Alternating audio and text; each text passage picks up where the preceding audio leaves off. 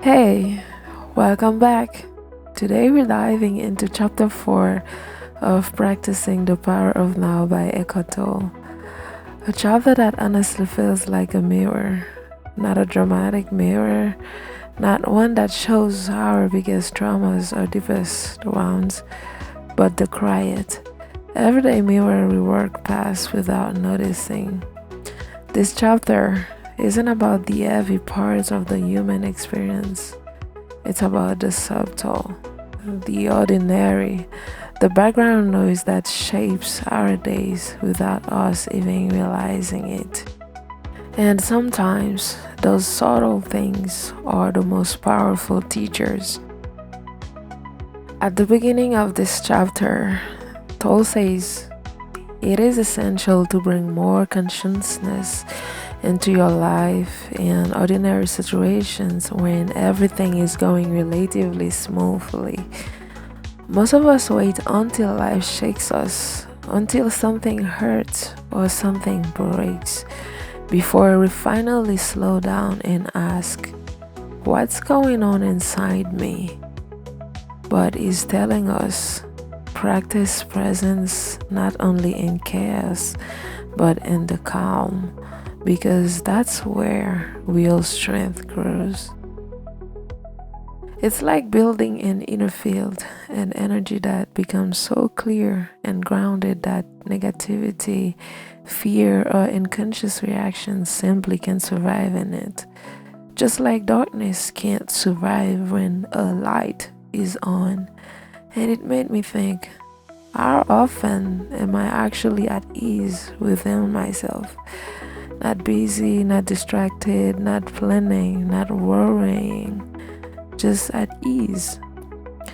Most of us don't even realize that we carry a low level of tension, a home of anxiety, boredom, irritation, or resistance almost all the time.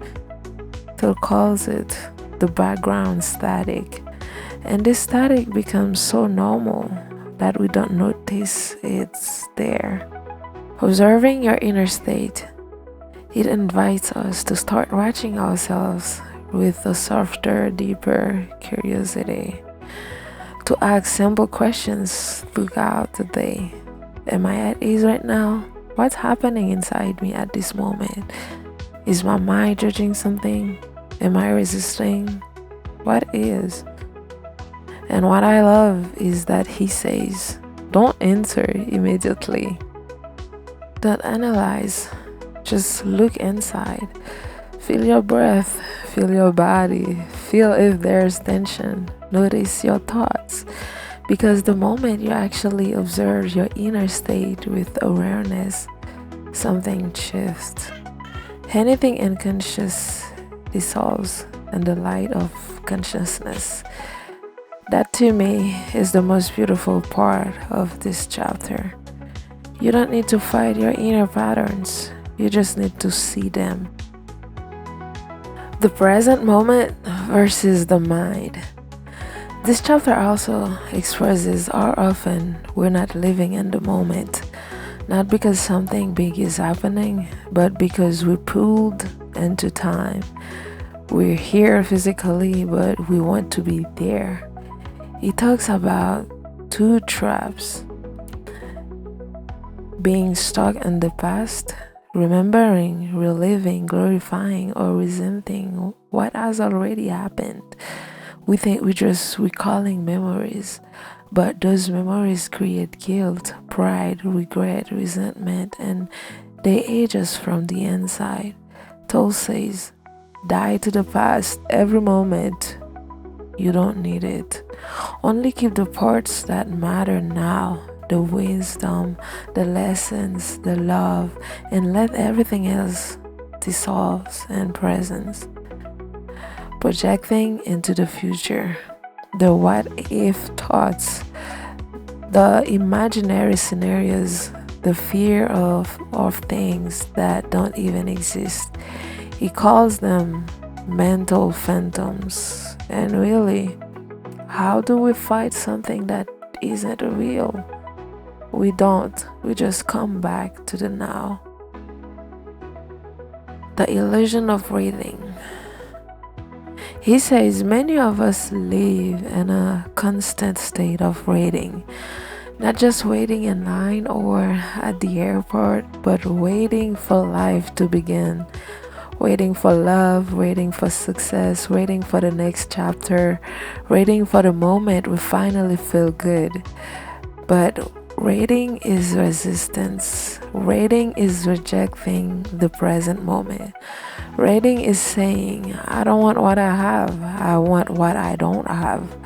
True prosperity, true fulfillment comes when we can say, I honor where I am, I accept who I am, and I am grateful for this moment. That's when life actually shifts. Toll ends the chapter with a reminder that feels like a truth we all forget. You cannot heal the past with time, you can only dissolve it with presence. We find ourselves not by digging into the past, not by analyzing, remembering, or trying to understand everything that ever happened, but by stepping fully into the present moment. Because in the now, everything unnecessary falls away. The personality quiets down, the fear loses its grip, the stories stop running our lives.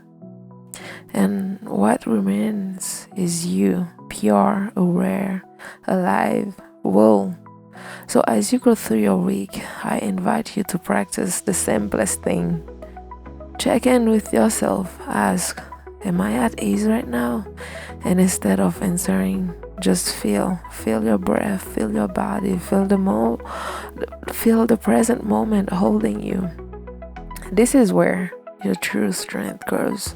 This is where the unconscious dissolves. This is where you find yourself again.